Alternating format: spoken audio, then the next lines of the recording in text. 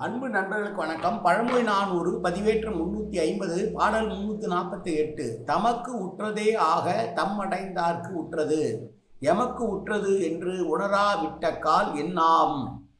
இமைத்து அருவி பொன் வரன்று ஈர்க்கும் குன்றநாட உமி குற்று கை வருந்துமாறு.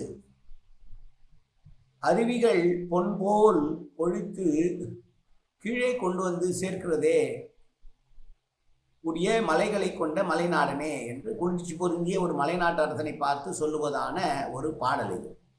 அந்த நாடு எப்படி இருக்கிறது என்றால் அருவிகள் கொட்டி கொண்டிருக்கிறது, பொன்னும் மணியும் பொழித்து வருகிறதாம் அதிலே. அப்படி மேலே இருக்கவற்றையெல்லாம் அடித்து கொண்டு சோ என்று கொட்டக்கூடிய அருவிகள் நிறைந்த அருவி கொட்டுவதனாலேயே குளிர்ச்சி பொருந்திய மலைநாடனே என்று சொல்லிவிட்டு, தன்னை அடைந்த ஒருவனை அவனுக்கு உற்ற துன்பம் நமக்குற்ற துன்பம் என்று எண்ணி காத்தல் வேண்டும்.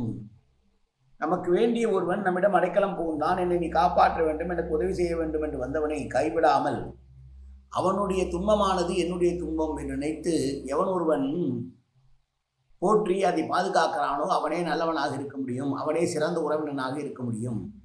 அவ்வாறு இல்லாமல் அவனுக்குத்தானே அது வந்தது நமக்கு என்ன என்று கேட்டால், நேற்று மற்றொரு வீட்டுக்காரனுக்கு வந்தது தான் இன்றைக்கு நமக்கு வரும் என்ற உணர வேண்டும். ஒரு தெருவில் 2 பேர் சண்டை போட்டுட்டு இருக்காங்க. ஒரு வீட்டில் ஒருத்தன் பூந்து அடிக்கிறான்னா அது தடுக்காமல் விட்டுட்டா அடுத்த நாள் சண்டை போட்டுட்டு நம்ம வீட்டை வந்து உடைப்பான் இல்லையா?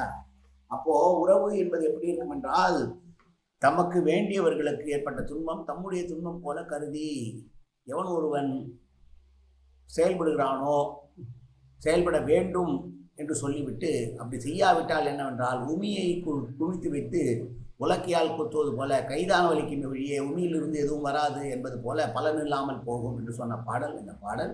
மீண்டும் பாடலை பார்ப்போம். தமக்கு உற்றதே ஆக தம்மடைந்தார்க்கு உற்றது எமக்கு உற்றது என்று உணராக விட்ட கால் என்னாம். இமைத்து அருவி பொன் வரன்று ஈர்க்கும் குன்றநாட ஈரும் குன்றநாட உமி குற்று கை வருந்துமாறு. நன்றி, வணக்கம்.